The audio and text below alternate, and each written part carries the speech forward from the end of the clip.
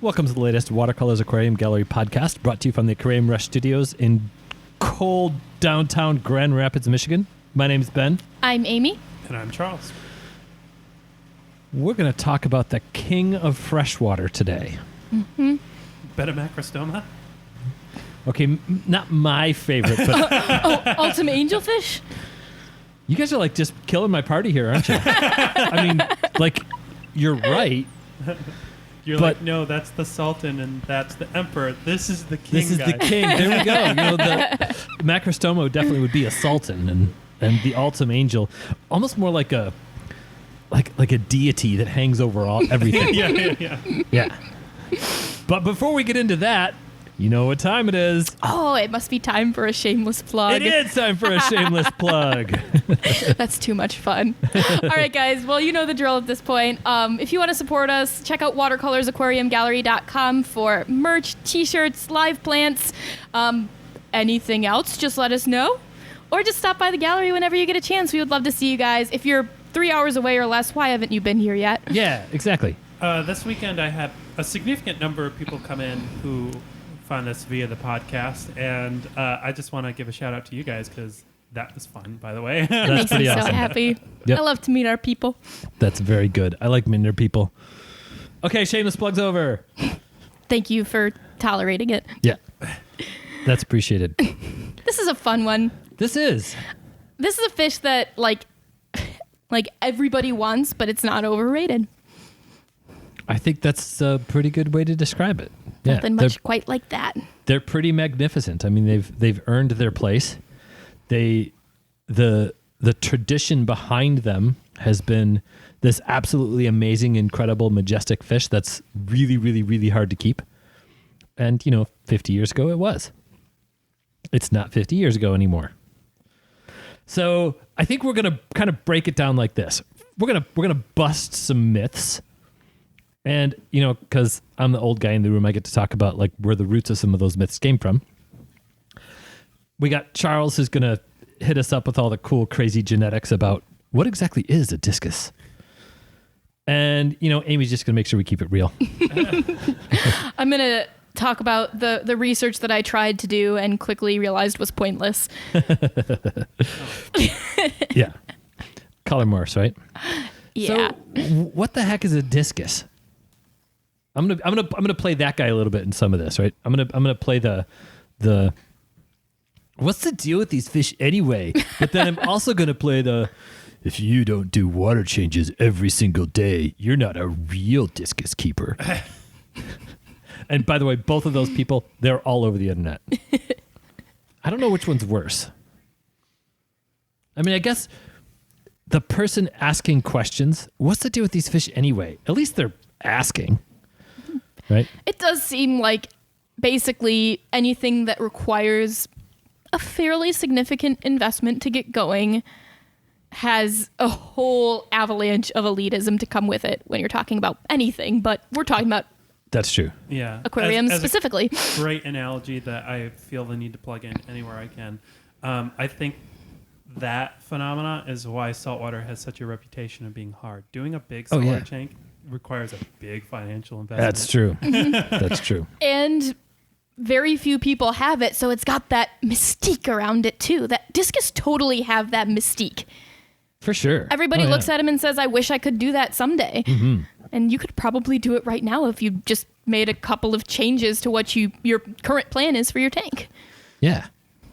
Okay, so where do we start? I think that we should start with, all right, so I think we should go down this path of what discus are and where they came from. And I'm going to plug in, as Charles is going through some of that stuff, some of the myths and some of the reasons for keeping them in certain ways based on what they are and where they came from. And, there's 3 species, and one of the myths is directly related to which species you are keeping. Interesting. Or the roots originally of that species. Mm-hmm. Well, I guess that's my permission to start spouting off, huh? Yeah. All right. So anyone who wants to read this paper, I'm just going to give you all that info off the front, and then I'm going to give you the details of what this paper is, and then I'm going to go into the results. It sounds lengthy, but trust me, the relevance is there. So the name of the paper is A Molecular Perspective on Systematics, Taxonomy, and Classification of Amazonian Discus Fishes of the genus Symphosodon, Amando et al., 2011. We're going to put it in the description, guys. Don't worry. Don't worry. So what they did is they sampled 336 fish from 24 different locations and genetically tested this. And in this paper, they made a strong distinction between what they would call a species line and evolutionary significant units. Now, as a trout guy, I assume that you're like, oh, okay, I get it. Evolutionary significant units is just a way of denoting that, genetically something significant is going on here, but it may or may not indicate species level something. Like the genetic marker in a rainbow trout to be one that swims upstream and acts as like a steelhead, or like a resident rainbow trout, which doesn't. Basically. Right. And then what they found was what's termed extensive haplotype sharing. So a haplotype is like a gene unit or marker, like you mentioned in the steelhead. Right. And it seems to be there's a degree of sharing between these evolutionary significant units, but the allelic frequencies between populations are very distinct. And those populations seem to display a degree of ecological partitioning. You want to break that down in some easily digestible chunks for us? So, thanks, Amy. I wasn't going to say it, but that's what we need. What that means is that there seems to be a little bit of hybridization between populations, but these populations are still distinct, and these populations behave like they're where they are because they are better suited for that habitat than the other populations fish may or may not be. Huh. They're the same species. They're populations that are close. One of them might be from slower water, one of them might be from fast water, and those two populations, although still the same species, are adapted a little better to either the fast water or the slow water. Yeah. For example, right? For example, in the case of this paper, they didn't make a distinction between species or not species. They just said evolutionary significant unit. Okay. Because I think the authors There's that non-committal science word. Yeah, and I think they were just kind of like, I think that's beyond the scope of this paper, but here we're defining, they found 5 distinct genetic populations. Among the 3 recognized species? The 3 recognized species sorted into 3 of those populations very neatly. That makes sense. The 3 and 2/2 species? Right. Yeah, basically. Well, one of the undescribed species, I would, like me looking at the genetic evidence, seems to indicate that that one's almost definitely its own thing. Okay. And then, but I will give the caveat that I tend to be a splitter when it comes to taxonomy. So because it's more fun. Yep. I want it's more to love. Yeah. And the 5th one, I don't know how I feel because it seems to be a very, the founding of this population seems to be distinct level of hybridization, but it's now doing its own thing, which does happen in evolution, but it doesn't happen at such a scale normally. Okay. So it's Hecali, Aquafasciatum, and what's the third one? Tarzu. And Hecali has actually been redescribed as Discus. Really? Yeah. Okay. One of those, I'm going to use the, and Ben can decide if I have to bullshit science rules where someone there's precedence rules with this sort of thing, and apparently what was described as Hecali should properly be Discus. Fun. Yeah. Pain. Yeah. But fun. And you'd assume that the one that's called Discus is like the standard one, but it does not get that simple. Right. Hecali is one of those that does push one of the myths forward a little bit more because Hecla comes from much warmer water than the other ones. Yeah, and Blackwater. Yeah. And this one is like I mentioned the like habitat like distinction adaptations. This one in particular, I'm like, yeah, this one's doing something very different from the other ones. They're found in Peru and Brazil. I don't believe anywhere else, right? I mean, Brazil's like a you're allowed to laugh. They're found in half of South America, basically. Yeah, pretty like you're allowed to laugh, but in my head, their range is defined by what rivers they're in, not by countries. Yeah, that makes sense. I have no idea if you're right. Right. I don't know if any of those rivers containing discus go into Colombia, but as I think it through, I bet they do. Yeah, so this is actually really cool to me. So you basically look at the main Amazon River stretch. Yeah. And what, like, the genus of Discus is in that entire river basin. And then there's, like, the Rio Negro and stuff. So what gets really interesting is these species lines or evolutionary significant unions, however you want to define it, seem to be, what's the word, bordered or, like, defined by which river basins meet. So like their populations were defined by forks in the rivers, as in different rivers were coming together and changing the water chemistry. Oh, sure. Yeah. Yeah. Whitewater, Blackwater, and Everything. Clear. Is that the other one that they describe it as three distinct? Yep. And I think it's clear, white, and I would, yeah. black. Yeah. Yeah. So you defined Discus hecali as warmer water and black water. In this paper, that sorted into their population that they found in the Rio Negro and the Abacaxi River basins. Okay. Which for just to put everyone else on the table knowing what's going on, same river basins that you would find cardinal tetras, by the way. Right. But aren't they in cardinal tetras? I thought were pretty widely distributed through the Amazon River system, aren't they? They are, but these days you would say most of the wild-caught ones, I'm comfortable saying, are coming from Rio Negro, which I think is predominantly in Colombia, because Splash's leftover food. Because Brazil isn't exporting them in the numbers that they used to. Okay.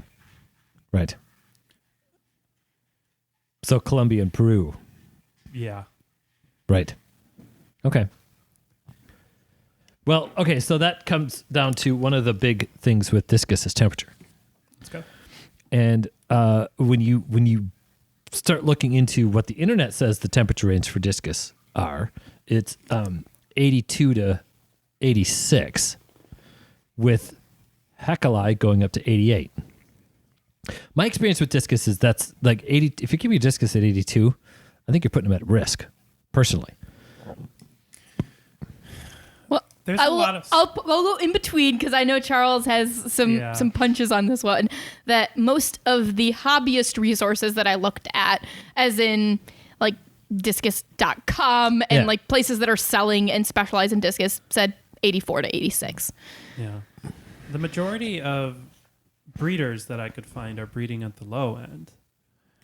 But what was really interesting to me is that they were saying they were raising the fry in like the 84 to 86 range. And then there was a lot of people saying, but if they're growing slow, I'll bump them up to like 89. Sure.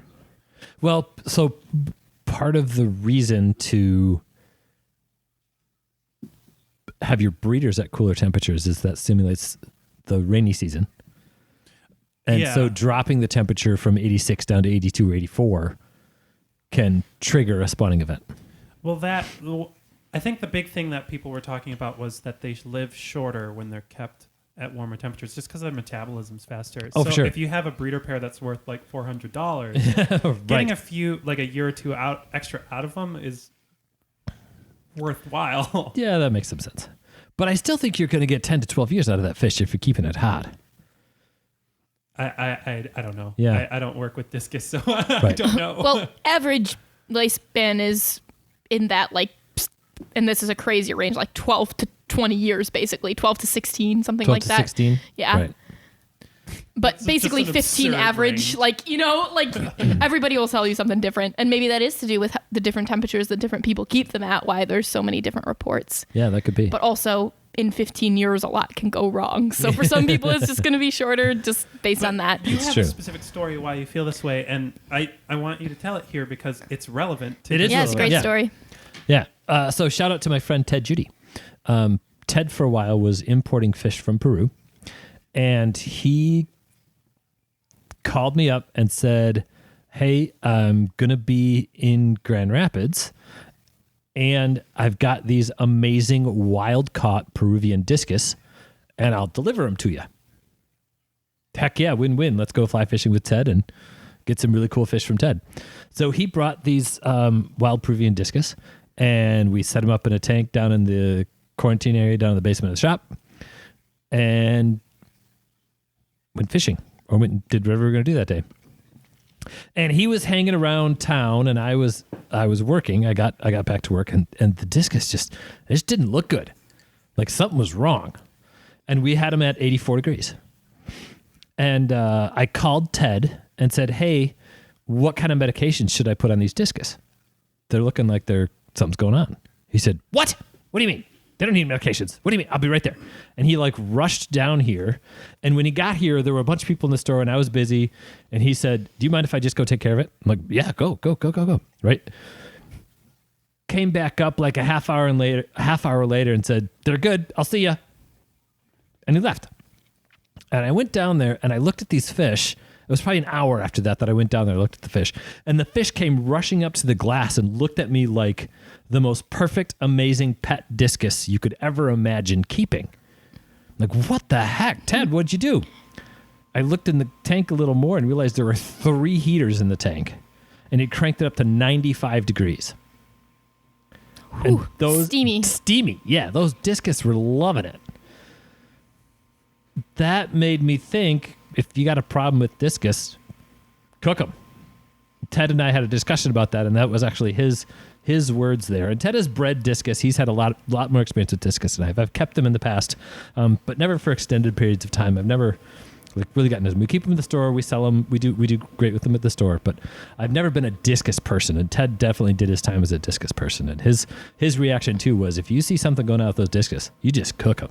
You don't want to keep them at 95 forever, but jacking them up for a little while, man.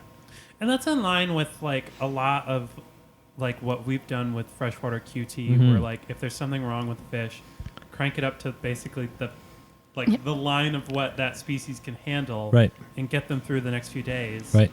But In a lot of cases, it doesn't solve the problem, but it will just show you what the problem is. Yeah, well, sometimes I think it does solve the problem because you're getting beyond the threshold of a lot of Yeah, parasites. that 95 is whatever it was, Yeah. it's not surviving. Right. For example, it can't reproduce above 86. Right. Yeah. So Exactly. Yeah. Yeah. I think it's the case with a lot of freshwater fish, particularly freshwater fish collected from South America and other places in extreme tropical climates as well, but particularly a lot of the fish from South America, that we keep them at 78 degrees as this, here's the standard, right? It's middle. It's middle. Yeah. And I think it's low end of the range for a lot of the fish that we keep. I don't know about you, but I've splashed around in the water a lot in the summer. And there's times where you put your foot in a body of water, even here in Michigan, on an 85-degree day, and that water feels warm. Mm-hmm. Feels like it's probably hotter than 80, 85 degrees. And that happens all day, every day down in the tropics. Yeah, these habitats have a wide degree of thermal gradations. Yeah. And this discussion actually gave me the thought of certain animals in oceans, they'll travel to different areas with different temperatures to kill parasites. Yeah. Yeah. maybe that's why, like, I'm completely speculating. Oh yeah. But you know how, like, yeah, parasites don't seem to be a problem with wild fish until you bring them into captivity. And yes, they go through all the transit and they're exposed to everything and the Right. stress, blah, blah, blah. But what if it's just there's no thermal gradation for them to, like, take care of themselves Yeah. anymore? You know Right. what I mean? Yeah. Right. Oh, let's go sit in the sun for a little while. Yeah, well, Like that, Cook the those difference between the parasites. sun and the shade in an area like that might even be huge. It's Oh, it's yeah. very true. Like, Yeah. a lot of, like, collecting, like, journals, people will talk about, like, the difference in the river in the sunlight versus in the shade. It'll be like a 15 degrees Fahrenheit difference. Mm-hmm. That's huge. Huge. Even having Yeah. tanks at home where there's some aspect of sunlight passing through, fish will choose to hang out in it, just like your cat will choose to lay in a patch of sunlight. Yeah. So who knows why, but that's a great theory, I think. I think so Yeah. too. Yeah. I think it's notable that that's one of the things that's very true about discus is you want them notably warmer than many of the other tropical fish we keep, right? And that's well Yeah. documented. That's like bare minimum reality. Right. But what's really notable is they come from a lot of the same water, right? Neon tetras and cardinal tetras and tons of different cory cats, tons of apistos. They're all from, not all of them, but many of them are from the same water that these discus are coming from. And we're not saying if you want to keep apistos, you need to keep them at 86 degrees, right? Yeah. You can keep them at 78 and they'll be fine. Well, one of the things that's really fascinating to me, and this is actually like why the phenomena of these evolutionary significant units and discus is so cool to me, is that, like, in these same river basins, there's, like, conservatively a couple hundred species of apistos. Right. And that's because they're in the individual, like, tributaries and streams and Mhm. stuff, Mhm. whereas discus are found in the headwaters. Like, I shouldn't say the headwaters, the main veins. The of main these- waters, yeah. The apistos are found in the headwaters. Yes, thank you. Yep. Gosh. And Yeah. and so that means that, like, it creates orders of magnitude different. 3 to 5 species of discus versus hundreds. 300 to 500 species Yeah. of apistos. And it's just because in the discus case, since they're in the main veins of these river basins, it takes something big to, like, separate them from another population. right. Yeah, not Right. just one clump of roots versus another. Basically, yes. Yeah. Or one deep area where there happens to be some predator hanging out that Mm-hmm. the Yeah. little fish can't cross. The last note I wanted to put in here was that in their paper they talked about in the locations they collected the Discus hecali is like the temperature range ranged anywhere from 79 degrees Fahrenheit to 90 degrees Fahrenheit, just talking about our temperature ranges Right. here, and a pH of 4.2 to 5.3. So 70 to 90? 79 79 Oh. to 90. to 90. Okay. That would have been crazy. Yeah. Yeah. But the pH Low. for all of the discus they found All of the discus that they collected from this population. from this population. Okay, this is a particular population. Yes. Okay. 4.2. 4.2 to 5.3. 4.2 is acidic enough that if you spent time in that water, it would hurt. Yeah. It would burn your skin. Just a little. Yeah. I think Coca-Cola is 3. I think so. I think you're right. So there you go. Mm-hmm. There you go. Don't drink the water; it'll rot your teeth And burn your skin off. and give you some sort of freaky parasite. But let's not talk about Yeah. that. Well, no, the parasites can't survive at that low pH. You're fine there.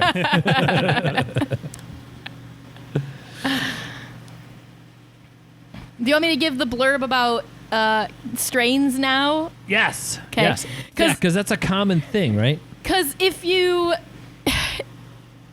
been listening so far and you want to keep discus, you can almost safely throw away everything we just talked about, Well, except for the temperature thing. except for the temperature thing. So I tried to do some research on discus strains, their lineages, their resources. There's very little to find. You can find some like hobbyist descriptions of where those strains come from. So I'm gonna talk a little bit about information that I found, but was really unable to truly verify. Right. So we'll call it rumors or trade knowledge, whatever you want to say. So according to some resources that I looked at, discus were first discovered by Haeckel in 1840. And the first evidence of strain that I could come up with was in 1969, where the Haeckel and blue discus were combined and produced the turquoise line. That's something to note, too, for all those purists out there, that if you are a species purist and you have discus, you have hybrids. Yes. Almost guaranteed. Undocumented hybrids. Pretty much, if you're showing keeping discus, that you are showing them based off of their physical characteristics and has nothing to do with what lines they came from. Right. So I was actually under the impression that, like, that the development of discus was mostly produced by the Germans, but actually the turquoise line apparently came from the Americans, and most of the other ones I recognized came from Southeast Asia. USA. So that includes the ghost, blue diamond, snakeskin, and pigeon blood supposedly came out of Asia in the 80s and 90s. You know what the Germans did, though? The Germans breed them, got all those strains so they could breed them all in hard water. Yeah. Right. So for those of us from Michigan, all of the strains that we get, we can get to do just fine in our hard water here, right? But if you're getting German strains, you're not just doing fine in hard water. It's really what they're going to do better in. And a pH of 7.6 and all of that, like basically Grand Rapids tap water. Mm-hmm. Yeah. It's awesome. And we're lucky to have it.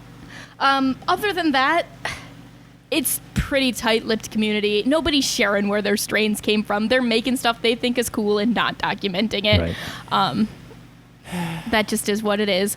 I will say that, like, Discus.com, I think it's Michael Lee over there, like, he seems to be doing his best to explain what his discus are and where they come from, so that's where I got a lot of this information.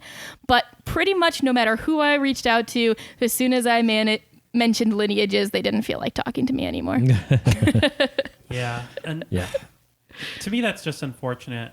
This is not an idea that I came up with myself. It's an idea that, like, Matt Pedersen, like, has thrown out there, and I think it's really cool. But he's of the mind that we should start documenting, like, hybrids in the fish community, like the orchid community does.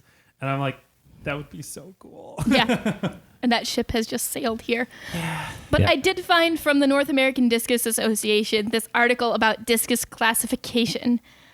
And so I'll read through the different classes of discus that they describe here just for our reference.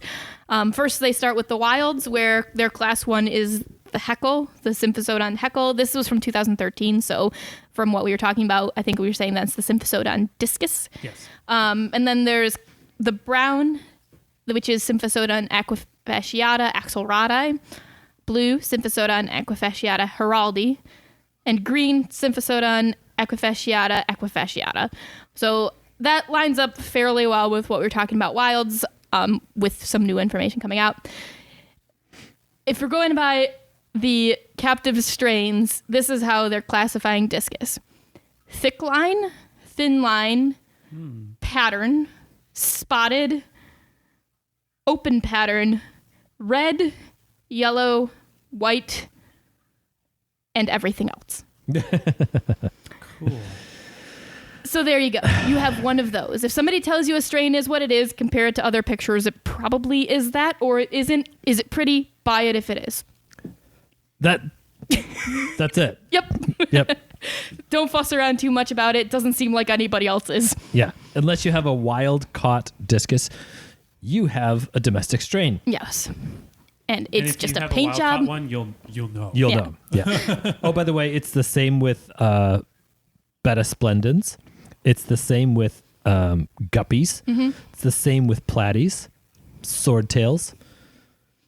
Who am I missing? There's another big one I missed. Mollies. Mm-hmm. There you go. Yep. And those are all the fish that are heralded as the absolute hardiest, easiest fish to start with. And honestly, captive bred discus have been very hardy for us. From the sources we get discus That's from. one of the classic myths, right? Like, all right, so crazy ideas out there on discus keeping. Yep, that's all I have for strains. Let's move on. 100% water changes daily. Yeah. Oops. Solid no from me. But there are discus people that do that, and it's probably the same people that are going to look at those strains and say, "Oh, that's not a blue heckle eye, that's a blue diamond," right? Oh yeah, I'm gonna give one more just because this is funny. Like a red Marlboro and a red melon. Those were the two that I wanted to know. Okay, what's the difference? So I'm on this list from a specific discus source. Red Marlboro discus has yellow and red colors all over its body. The head is colored yellow or white, and the body having a lively red color. Red melon discus. The body of the red melon discus is covered with a solid reddish-orange color. The head either has a reddish-orange color or pale yellow color. So basically, they both have some type of red or orange body and some type of yellow or orangish head. Right. They're the same. I don't know. They're the same thing to me. I'm really bad with this. Half the time we get a discus strain in and go, that was a pigeon blood. Sweet. That one's a turquoise pigeon blood. Which one's which? Okay. And I know, like, I'm hoping actually that there's a discus person out there that is just screaming at their speaker right now, going, "Please, yes, send us that information because it's not that clear." Furiously in the comments below right now. Because right now. I could not find it, and even when I asked, no one would give it to me. Yeah. Allegedly, there are judging standards for discus, and categories that they have to go in. Apparently, I just read you them because that's the North American Discus Association website. So who else would be the judges? That's it then. Right. Yeah. So I guess it's just whatever the prettiest ones are in those vague categories. I'm not It sure. wouldn't be the prettiest. It would be the ones that are the truest. To form. No, it would be the prettiest. Yeah, because who decides what's the truest thin line discus? Is it the thinnest lines? How clean the lines are. I wish I would know. I would like to learn more about it. Right. But yeah, we're getting into care now because this is pointless. Well, one thing I've definitely learned about this discussion of discus is that Amy was annoyed by her section of research. I was, and I chose it too because I wanted to know, and I'm very irritated whenever there's something that I can't know. Do you want to breeze through the rest of mine before we get to care? Yeah, let's do it, Let's man. do it. So then there's So what was really cool to me in this paper was that you look at the Amazon River Basin, and so there's the 3 described species. Mm-hmm. The 3 described species fit in the populations that were the furthest away from each other. And then there were 2 populations in the middle that they were like, Oh, right. That's cool. I like when things make sense. Like that species, that line that we try to describe, this is this species and this is that species, there might be a gray area. Yeah. Ooh. So like there was the species described as Tarzu. And this is the westernmost population. It was in their paper they defined it, and please excuse me if I'm mispronouncing this. I don't speak Spanish or Portuguese or anything like that, but west of the Purus Arch. So there's a specific waterfall feature that they call the Purus Arch. Okay. They're basically west of that thing. So that'd be the big geological barrier that when the ones that did make it over the falls, like a couple made it over and then the rest of them just kind of get smashed on the rocks. Yeah. Right. And then this environment was, all the ones they collected were in a pH of 4.8 to 5.9. Now, that's doesn't sound very different than the discus or the heckle or however you want to call it. Yeah. But that's pretty significant, actually. Yeah. And then the furthest east population is, how's this pronounced? Aquafasciatus? Yeah. Oh, cool. This one was really interesting to me because these were the lower Amazon main branch. They were east of the confluence of the Rio Negro, and it's called, I think, the Solomoliers. Yeah. You're doing good, Charles. Oh, thank God. And these were the ones that showed the widest range of pH variation, which makes sense because like a lot of the rivers at this confluence are actually whitewater.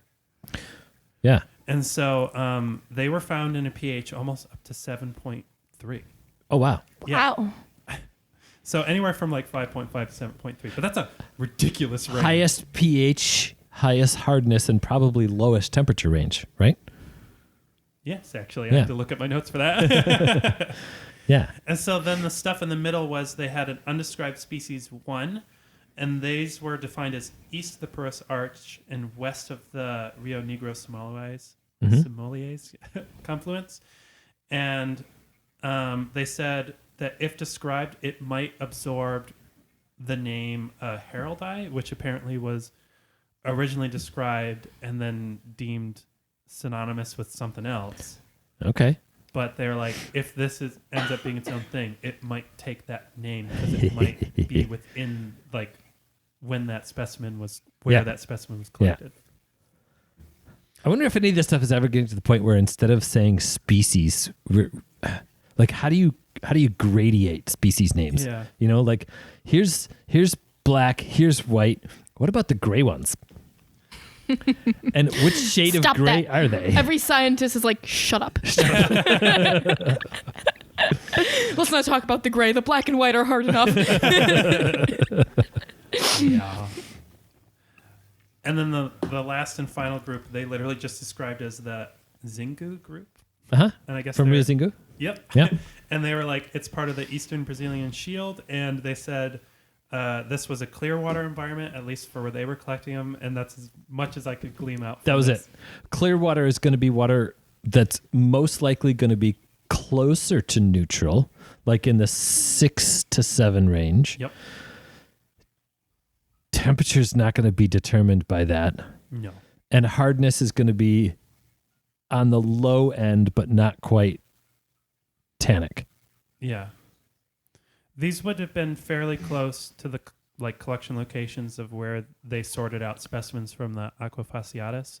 So I imagine that this population has to have parameters closer to that than everything else. Yeah, yeah. A lot of that explains a little bit of why there's so much discussion. We'll call it discussion on what the best ways to keep them are. They're found from such a vast geographic area.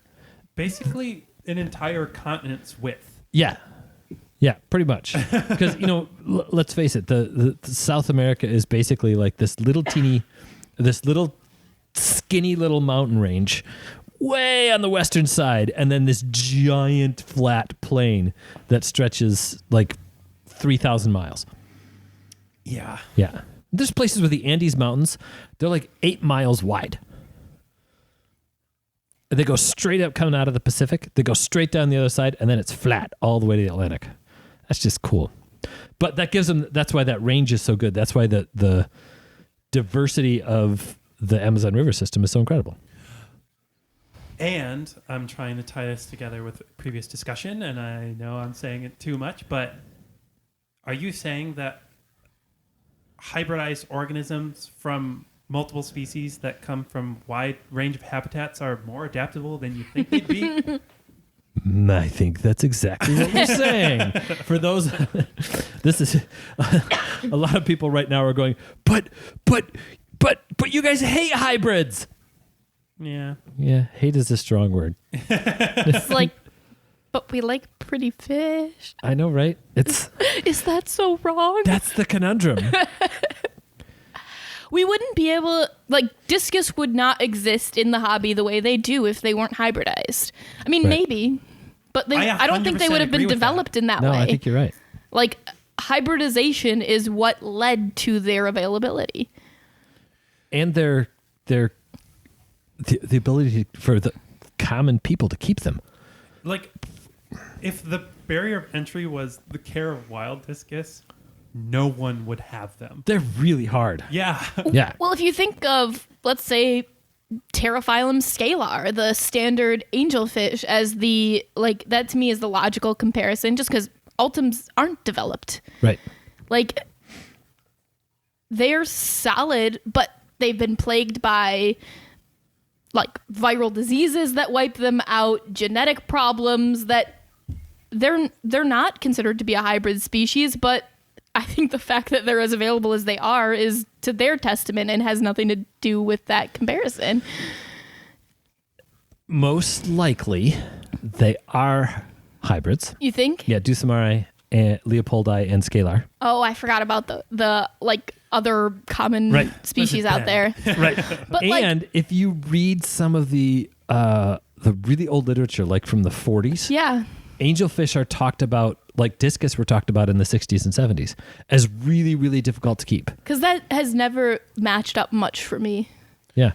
Also, as long as we're talking like ubiquitous hybrids in the hobby from South America, what we call Brisonose plecos, like they're definitely Right. hybrids, and genuinely, no one has any idea what they actually are. Right. Not a clue. Yeah.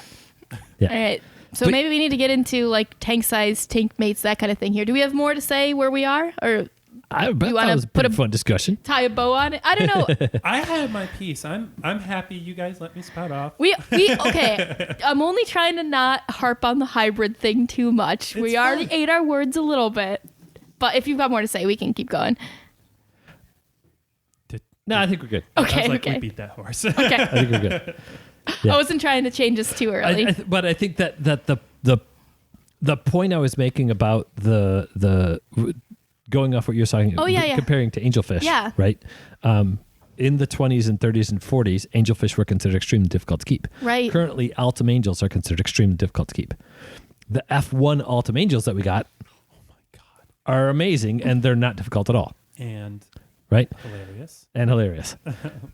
Discus went through what angelfish went through just 30 years later, and we're still catching up to that, right? And that's one of the things that's really cool about the German strains is they're keeping those in pHs, they're breeding those in a pH of 7.4 to 7.6. So they're breeding them in the equivalent of West Michigan tap water and raising the fry in that kind of environment. You can do that today with angelfish. 40 years ago, which isn't that long ago, I'm not old. You couldn't raise angelfish.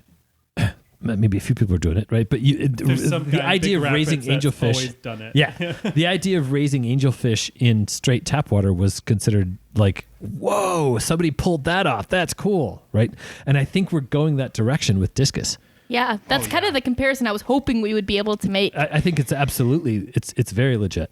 Yeah, I couldn't find, just in a quick Google, I just was like, maybe I can find the first importation of scalar.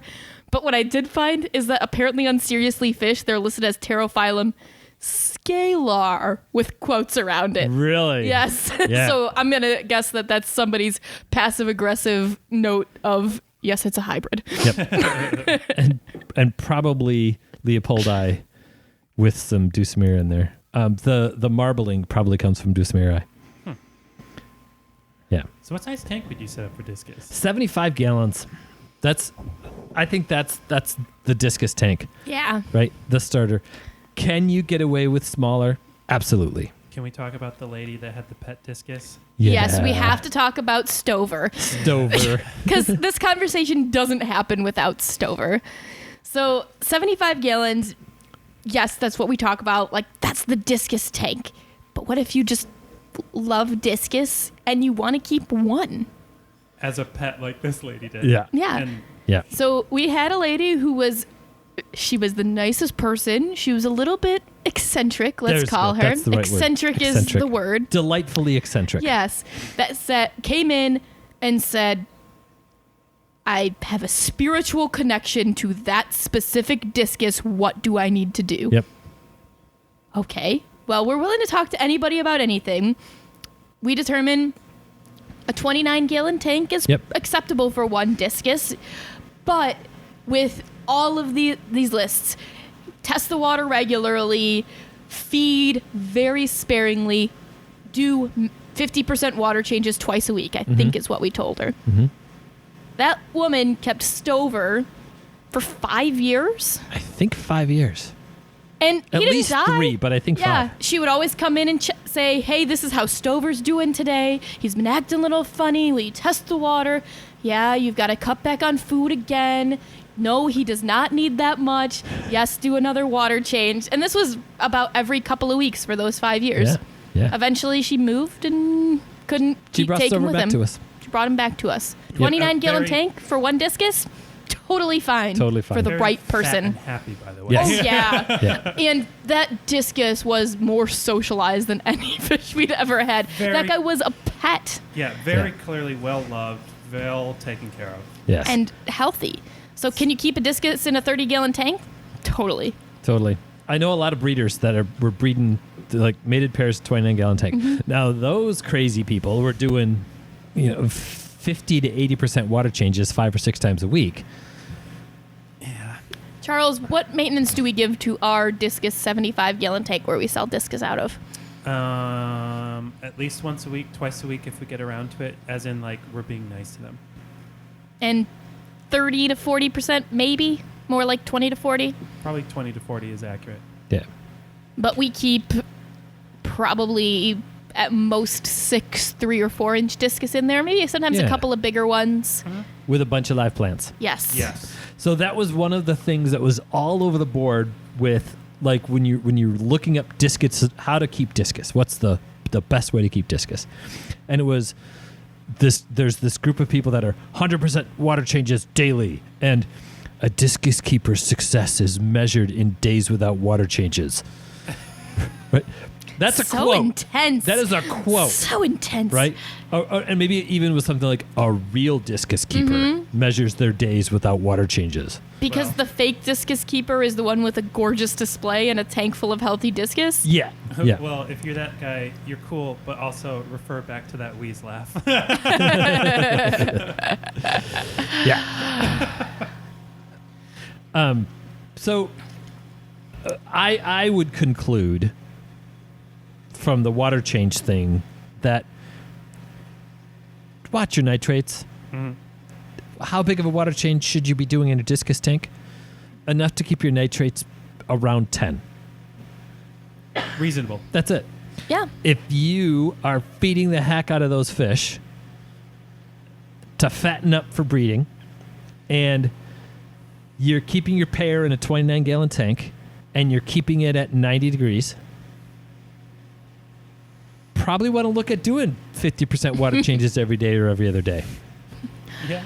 If you've got your group of 6 in a 75-gallon tank, which to me is a quintessential, that's a discus tank, with eco-complete substrate, a bunch of classic Amazon sword plants, a pair of apistos, and a pair of bristlenose plecos, kept at 86 degrees with a big, slightly oversized canister filter, 30 to 4% water changes twice a week.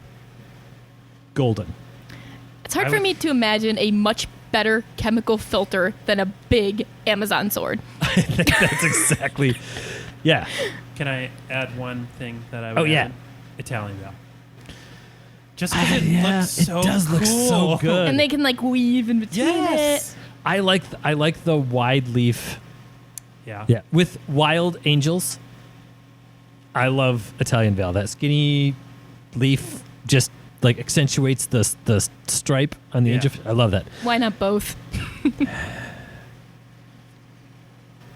Yeah. I love like if you can have the width, like if you can prune your valve for the background and have the swords more towards the foreground, I feel like you can get a nice like visual fade out of like wide to thin. There's nothing wrong with that look. Yeah. Yep. I do love to see driftwood in a discus tank. Yes. Manzanita. Yeah. That's Yeah. Long, skinny driftwood. always gonna get me. It's a body designed to get out of thin spaces. Right. Use that to your advantage and enjoy it. Yes. And the discus will as well. Oh, yeah. Yeah. And for some reason, it needs to be Dragonstone for me. I don't know why. It Yeah? may be just because that's the way we've done it here forever. You did that one aquascape not long ago with the Val and the Dragonstone. I'm pretty sure I did that aquascape once 5 years ago and have just been redoing it every time the Dragonstone gets bought because of how good it looks. The Dragonstone doesn't last long, and the Discus don't last long No. when you do that aquascape because it just shows them off so well. And it's easy. Yeah. Bare bottom tanks is one of those myths out there. That's no fun. No, it's no fun at all. It's easier to clean. And if you're raising discus for the purpose of showing and breeding, yep, bare bottom tank. Because you want to fatten those fish up. You want to keep them fat. You want to be able to keep that tank just perfectly spotless and have nothing mess with your discus. Bare bottom is the best way to overfeed Yes. because you can vacuum it up right away. Vacuum it up. Sorry, I don't like sterile tanks. I know, it's so boring. I want to Yeah. create an ecosystem, and I want to do that with a bunch of live plants. Like, I get And for it, that, I want substrate. but that's not a display. No. And so I think that's where that comes from, where those people that win awards in discus shows have bare bottom tanks and do crazy huge water changes all the time. Mm-hmm. And that's the only way they can keep discus. Like mentally, to do that, you have to have that commitment. And there's not going to be a question as to whether or not they have the most incredibly gorgeous discus in the world, and they have the awards to show it, to prove it, right? Mm-hmm. Absolutely true. And it's the only way they could do what they're doing. Exactly. We're I don't want to keep discus like that because that's No. boring. Yeah, I shouldn't say that's boring. That's not how I like to keep fish. I like to create ecosystems. You're a person that likes a tank to have form and function. And function. Yeah. Not just function. Yeah. So I read, so what I did to research this is I read like 10 different how to keep discus sites. Mm-hmm. And one of my favorite quotes, don't keep them with fast fish like silver dollars, barbs, or sharks. Yeah, don't. And I read that and I'm like,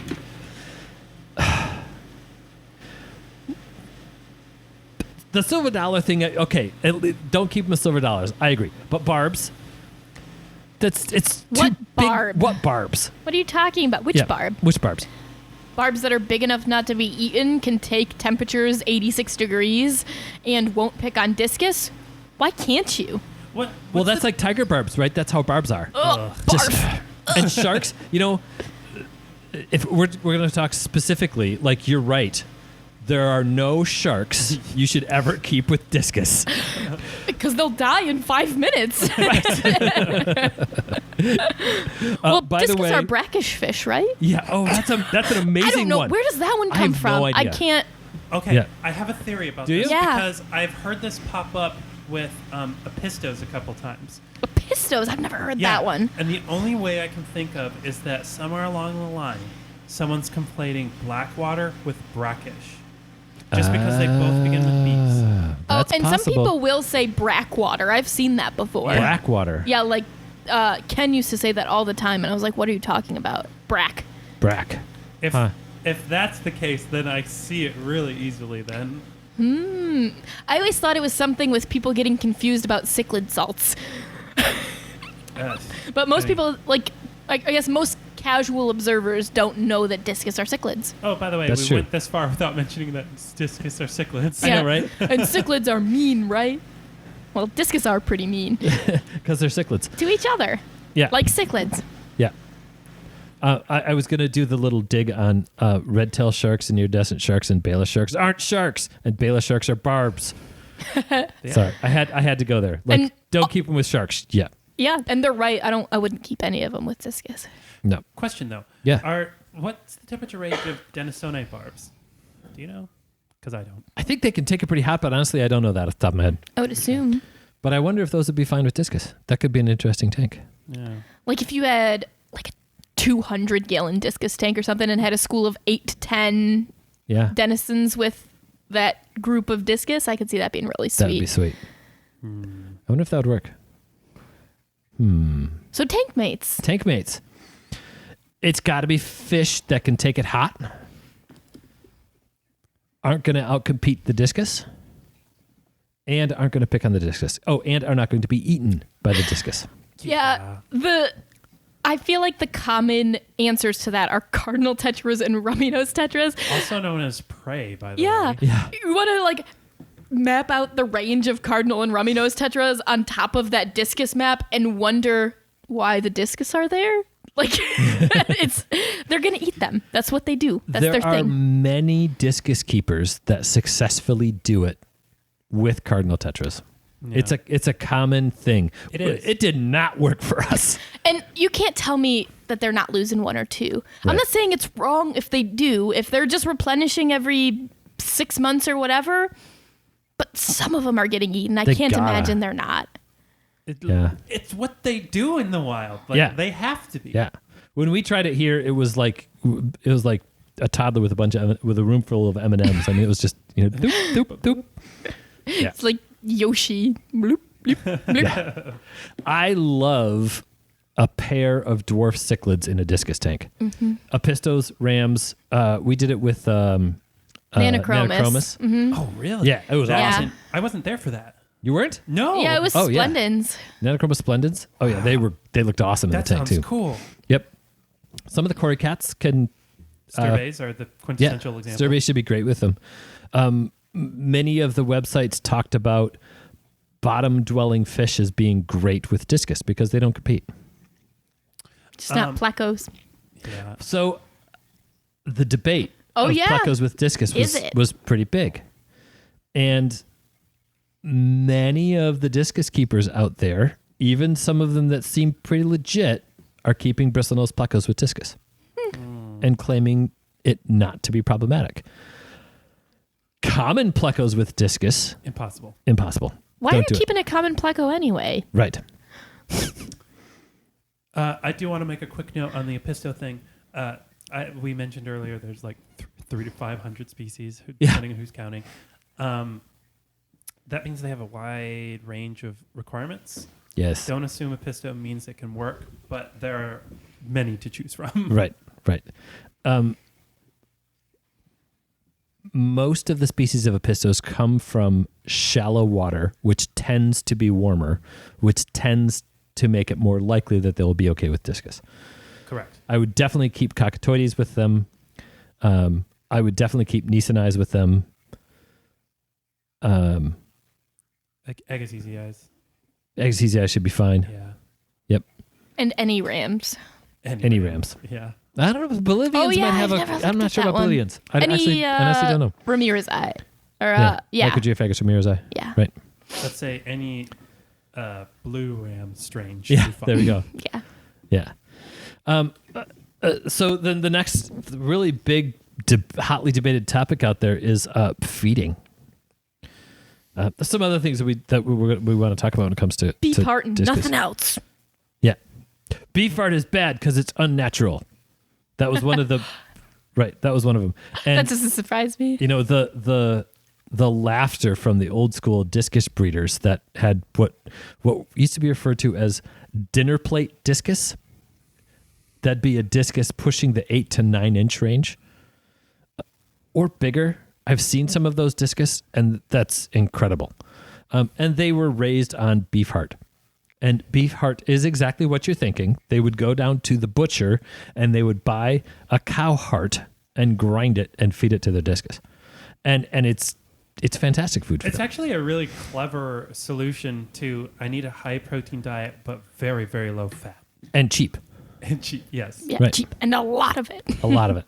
No, you can get beef heart in little frozen cubes, and that kind of defeats the purpose of going with it because we do have easy, more accessible, high quality foods for our fish now than we did then. Right.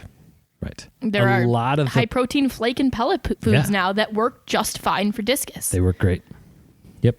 Another one of the myths out there was discus only eat red food.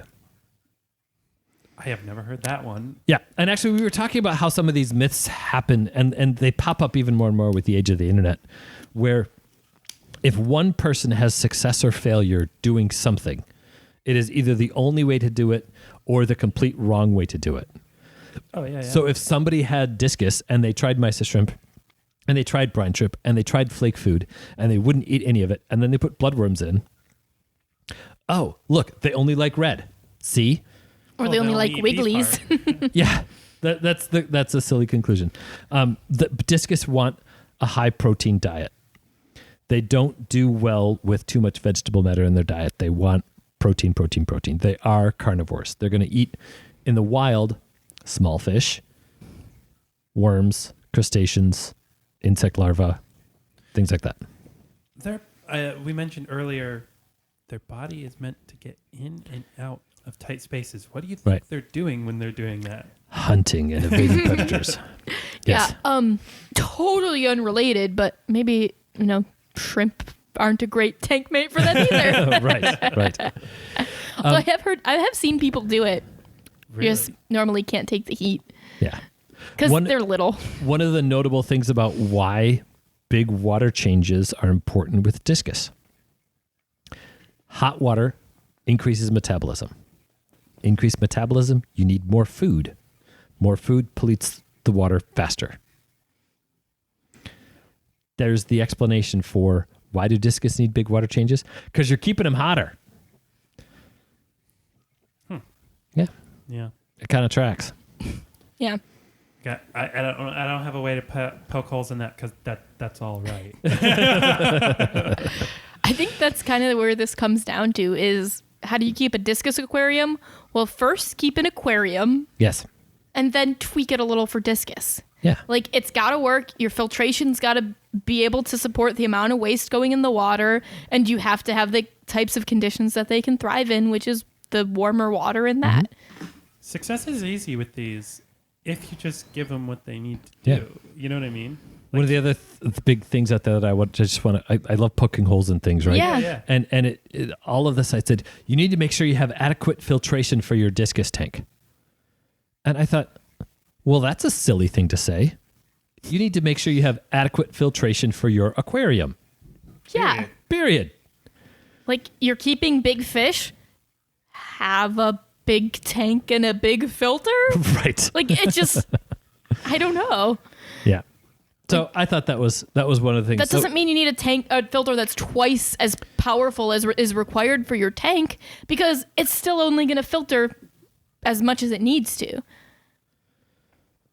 Yeah, exactly. No matter what. Yeah, exactly. It's not going to process any more ammonia than is available to process. Yeah. Right. But that was one of those that just, yeah. Some of the things that some people said that really did make lots of sense, that I appreciated. Feed them well. Discus do need lots of food. We talked about that a little bit. Keep them in groups. Discus want to be in groups. It's just more fun. Yeah. They are a shoaling fish, and that was one of the things I noted between. All right, here's a little. This is a little micro lesson in how do you tell if you're reading a quality website or a not quality website, and if they say things like discus are schooling fish, then you need to maybe look at some of the other information with a little bit more of a finer tooth comb, right? Comb through it a little more carefully. Yes. For reference, the only fish that we would even start to describe as schooling in freshwater aquariums are rummy-nosed tetras. Right. If they describe discus as shoaling fish, they are specifically using an educated word. Maybe it's a site worth paying more attention to. And I would be okay if they said gregarious. Mm-hmm. Yeah. That's a little bit more broad, but I would be like, yeah, that's it. That's I agree. Yeah, even communal is better than schooling. Yes. Yeah. Schooling is a specific defensive behavior. Yeah. Let's all get in a group so we're less likely to be eaten. And everybody swim this way because it's really confusing. Yeah. Exactly. Yeah. And then the other thing that I thought was really good, and this kind of goes into, when we're talking about, well, what pH should you keep your discus tank at? And two of the sites that I was reading said a consistent one. And that was the best advice I think that I could see about what pH should it be. Consistent. Fish can gradually adapt to lots of different pHs, different hardnesses, different water chemistry. Not all of them. There's still a tolerance range here, right? But that adaptation isn't instantaneous, and it's stressful to adapt. If it's consistent, they don't have to adapt to it. They're in it. Once they get to that pH of 7.2 or 7.4, where you've got your 75-gallon well-planted aquarium with a bunch of driftwood in it, you're doing your big water changes with good old West Michigan tap water, it's going to keep it right around 7.4. That consistency is better than having your pH get down. I got it down to 6.2 for my Discus. Oh, it's creeping back up. Oh, let's get it back down to 6.2. That's really hard on and more stressful on the fish, even though sometimes it's getting to what may be considered an optimal pH range. Yeah.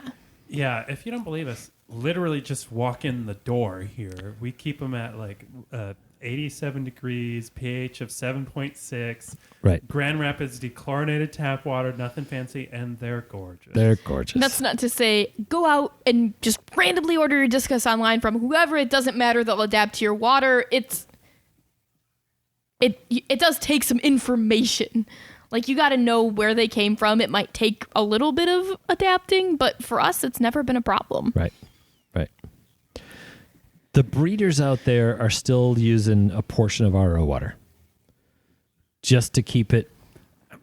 That makes sense to me, only because a lot of fish from these like types of habitats that these come from have eggs that calcify really easily. Right. Mm-hmm. Right. So fertilization is like impossible unless you cut down the calcium ions a little. Either fertilization or hatching, depending on which during the time frame, right? The little baby fish can't break out of that calcium shell that formed in your. And that lines up with our experience, Yeah. but certainly doesn't stop them from trying. No, that's true. Anytime we've had two Discus pair up in our tanks, which doesn't happen that often, we don't often get them mature, they've laid eggs. Yeah, regularly. It's pretty cool to see. It's just never been successful. Yeah. Your optimism is admirable. So I want to talk about two different Discus tanks, right? And this is classic customers that we get into the store, and I'm not criticizing either one. In fact, I'm complimenting both. We get the people that come in and go, all right, I've always dreamt of doing Discus. I don't want to sacrifice the health of my Discus, but what's the minimum I can successfully get away with? And now I chose all of those words very carefully, minimum and successful. In other words, what is the least expensive Discus tank you guys can imagine? And then what's the ultimate Discus tank? I want to talk about those two ideas. So, Charles, I'm gonna pick on you first. Oh boy. I don't have a lot of money. What's the minimum size? The minimum number? I want to keep it so that the Discus are comfortable and do well. But what can I get away with?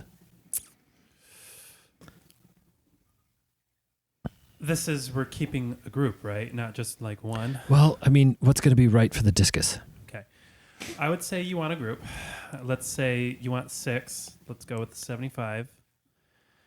I would steer you in the direction of an Oase filter with the biothermo, because if you're including that heater, it's probably cheaper than what you would spend on a canister filter. And 2 or 3 heaters. Exactly. Even heating. And Eco-Complete substrate, let's say a Lifeguard Light. Already spent too much money. Really? I'm putting them in a 55-gallon tank. Mm-hmm. I'm putting 2 giant sponge filters on that tank. I'm putting 2 300-watt heaters on that tank. And you're done. And I'm just going to do a pair. Just a pair. I was going to say a pair and a 40 long. Really? It's pushing. Yeah, I think Pushing. right. Yeah. But it's cheap. Yeah. Do more water changes. Water changes are really cheap. I like that height for a Discus tank that a 55 has. And it's not The that much 40 more tall expensive. would be a good one. The 40 tall is 36 by 12 by, was it 18 or 22 inches tall? But I love to see him scoot, so maybe a 55 is better. Yeah. But yeah, I totally think that you could do a pair of Discus in a 55-gallon tank. And actually, the 40 long, a lot of times the bucket gallon sales, they have those for 40 longs as well. But yeah, the 55. Like, you could probably do even 3 or 4 in a 55 if you really wanted to do it. I think that. But the pair just would look better, I think. And I think what we have seen is you either want a pair or you want 6. Yeah. I think having 3 or 4 sometimes can be tricky. Yeah, especially like with different sizes and wherever you're getting them. There will often be a little runt in a Discus group that you've got to watch out for. Right. That's something I think that discus keepers, when you're going with the ultimate discus tank and you want a big group of discus, that you got to be willing to do. You've got to be willing to say, okay, this fish isn't doing well with this group. I got to get this one out. Yeah. Sigh. They are hierarchical. Like they will For have sure. the top and the bottom, and Yeah. it will be well known to Yeah. everybody. Yeah. Also known as shoaling. Yeah, really. Any shoaling fish have that, but they definitely have that like kind of. This is the group. They all know each other, and they all have a position in the pack. Mm-hmm.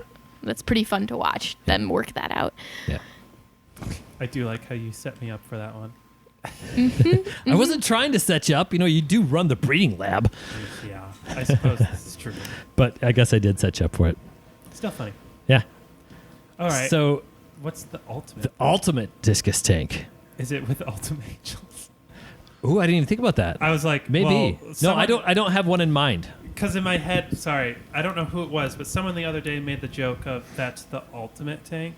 Yeah. And I was like, wait, is this where you're going with Right. that? Oh, Sorry. it's too easy. But we do have a listener who has a discus and ultim tank, and Yeah. man, do those fish look amazing. Oh yeah. Whoever you are, I know who you are. I can't remember your name. You're cool. What size is the tank? Do you know? I mean, that don't might know. be the ultimate discus tank right there, right? Like a 220. Yeah. Put an Awazi 600 on there, and then a supplemental heater, because you need to keep it at 86. Mm-hmm. 6 discus and 6 ultimate angels. Oh, that would be cool. And say you're willing to deal with replenishing a school of cardinal tetras. See, I wouldn't. To Cardinal Tetras, No? to me, that they would detract from it. Really? Yeah. Yeah, I don't. It doesn't. That personally, that doesn't do it for me. Okay. I don't need anything to offset the discus. Okay, but Or what the about Ultimate a Angels? school of Sturbicories at the bottom? At Sorry, the bottom would be fine. a gregarious Or aggregation. like a little colony of a dwarf cichlid, like in your main hardscape area. See, you know? that would be fine. That would do Yeah, it for me. like, But the it's not cardinal gonna swimming around with distract. the discus, Yeah. that would be clutter. So you're saying, I'm just trying to hone in. Mm-hmm. So you're saying you want something that's not swimming in the same space that Exactly. you do the discus. Exactly. Okay. Yeah. Like Yeah. if you got like ultims and then one of the like gorgeous kind of red toned discus, and maybe just the gold ram, so that the color's not even Yeah. Yeah. competing. It's just like a little accent. I saw a tank once where they were using Marlboro Red Discus, and they color matched the paint behind the wall to the Marlboro Red Discus. Oh yeah, It was an incredible room. that's like Bond It was- layer cool. Oh yeah. Yeah. Yeah, bond layer, cool. That's perfect. Yeah, and that's ultimate discus to me, is where you are not only working with an amazing fish, but you are creating a space around discus because they're worth it. Yeah. They do deserve that title of the king of freshwater fish. They are worth making not just the tank around the discus, but the whole space, the experience around the discus. Is this where we plug that we're a service company and we can do this for you? Yeah, If anyone would let us do this for you, Right. please, because I want to look at this tank. that would be amazing. We are Yeah. a store and a service company, fun fact. Wait, I have a question. It's Yeah. like a total aesthetic question. Yeah. Do you go fruit salad or do you color match? One color or a whole variety? Well, see, that was the other tank that this same service company Yeah. did, and they had one of the really cool Andy Warhol paintings Ooh. and a fruit salad. Oh, in a come different on. one. Yeah. Killing me. So I would do I want to do one that's the one color. To me, it's the wild. Is it the wild? Anything Yeah. mimicking the wild, like striping. Yeah. Like, I'm down. For. there are some gorgeous, like, oh, I can't remember the collection location, but it's like that wild, like, brownish blue with the vertical striping Yeah. and, like, a red rim around the outside. Mm-hmm. Like, oh, you can't get any prettier captive strain than that to me. I do really like some of the snake skins, though. Yeah. I'll be honest, I do. Yeah. They're discus. They're amazing. I know. I haven't seen one that I don't like. Really. There's some that are pure white and I was like, I have seen some that I don't like, but they shall remain unnamed because that is literally my preference. That has no bearing on how cool on the they quality. It's just yes, you're I could allowed to actually- like blue and not red if that's Exactly. your prerogative. Yeah. I could actually hear the argument for saying the ultimate discus tank would not have Ultim Angels in it. Oh yeah, I could see that argument. Because I could too. also say the ultimate Ultim Angel tank would not have discus in it. Yeah, that's definitely true. Right. Two But, man, side by do it- side. Sometimes Right? you want to keep your Lamborghini and your Jaguar in the same Mm-hmm. garage, and sometimes you don't. And how do you say which one's cooler? Yeah. Like, you know, your 60s Jaguar, your modern Lamborghini, like, Yeah. why not both? I was going to argue with the Jaguar thing until Amy reminded me that they did make them in 1963 and that XKE is a badass car.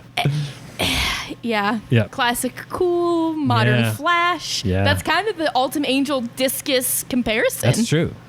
Yeah, that's true. Have we? So 280 gallon tanks. Yep. Yeah. Or a room full because, every time we have these discussions, I think I'm looking at, you can look at our website or look at some of our podcast or some of our YouTube videos. We filmed some of them up here in the office. And we did some of the live streams up here where we do our podcasts. And it's kind of my studio space. And I keep looking around every time we have these discussions of ultimate tanks. Like, I could put that one right there. So, Mm-hmm. discussions? Discussions. All right. Wait, we're like an hour and 15 minutes into here. Okay, fine, Charles. You are permitted. All right, there you go. This is where the puns start coming out. So whoever it is that has that Discus Ultim tank, I think you sent us pictures. Yes. Will you post some on our Facebook listener page, please? You know he did. He did? Uh-huh. All right. Everybody else who's got amazing discus tanks or even discus tanks they might not think are amazing but are proud of, will show us. We want to see. Yeah. And if you're not proud of it, I still want to see it because it's probably amazing and you just don't realize. Exactly. Mm-hmm. Yeah. I can't tell you how often customers come in here and they're like, I want to show you a picture of my tank. Now, it doesn't look great. I haven't trimmed it in a while. And they pull out their phone and they show me the picture. I'm like, oh my God, this looks amazing. I'm like, as soon as they start going with that, I'm like, shut up, show me your tank. Like, I don't want to hear it. I don't want to hear it. The other thing that I want to hear or read about are those people that have discus tanks that they love and have had them for a while. I want to know what the worst or dumbest piece of advice you were given regarding your discus tank was. Maybe it's something that I said was a good idea today, and I think actually that would be kind of cool to talk about. Okay, so this guy, shout out to Joe. He's got Discus, Ultim Angels, Rummy Nose and Cardinal Tetras, and Dwarf Neon Rainbows. Interesting. Yeah, right? Huh. With like some, I don't know, maybe Cobalty Discus, one of the pure flat blues. Yeah. It Yeah. looks cool. You're cool. I could see the blue contrasting really well with the reddish color you get from Ultim. It does. Like, it's gorgeous. Look at the filaments on his, that are dorsal fins. Yeah, that's awesome. Yeah. So we Brava. just spent all this time talking about this is the way you do it. This is the cool way to do it. That's awesome. Yeah. I don't even care. Like, you know. That's on our Watercolors podcast listener page on Facebook, right? Yes. Okay. Watercolors Aquarium Gallery podcast listeners. We're very descriptive. Yes. So everything is very simple to find. Just Watercolors Aquarium Gallery. You can even find that through our regular Facebook page, and it should be listed there under groups associated with the page. Show me some discus tanks. Show me some discus tanks. Yes. And honestly, show me your tank. Like, I don't even care what you have in it. If you've got a shrimp tank, if you've got a tank with one African dwarf frog, if you've got a 2-gallon with a betta, I still want to see it. Yes. So find us on Facebook. We're on Instagram and TikTok too. We're pretty easy to get a hold of. If you've got any questions, comments, concerns, or episode requests, we are really happy to hear that. You can email podcast@watercolorsaquariumgallery.com. That'll go to me. This episode was generated from our podcast listeners group. I think the last 3 recording sessions, and I say that specifically because I don't know what order these episodes are coming out in, Yeah. but the last 3 recording sessions all came from ideas from the Facebook listeners group. And I love it's that. been amazing. And I know next week's episode came from an idea that we got from an email that I received. So you guys have been amazing. We've loved to be able to connect with you, to hear what you have to say, to hear how you're keeping your tanks. It's just been a really fun journey, and we appreciate all of you. You know what every discus keeper should have? What's that? An Aquarium Rush Watercolors Aquarium Gallery Discus t-shirt that you can find where? On watercolorsaquariumgallery.com. Yeah. See? We make it easy. That's right. That's my own personal design. I love that one. Thanks. So anyone keeping tabs on the tally, me, every t-shirt you buy is a point for Ben by the end of the year. Excellent. I love it. Mm-hmm. And it is a competition. Well, this was fun, guys. You know, I was a little wondering, like, can we talk about discus for an hour? Turns out we can talk about anything for an hour. Mm-hmm. And hopefully we didn't make it too boring for anybody listening. I'm sure this might be the one where we get the most feedback on, because there's some strong opinions here. Oh, yeah. Yeah, I can't hope wait to so. hear those. Yeah. Well, thank you so much for listening. Let's have lots of fun and keep those hands wet.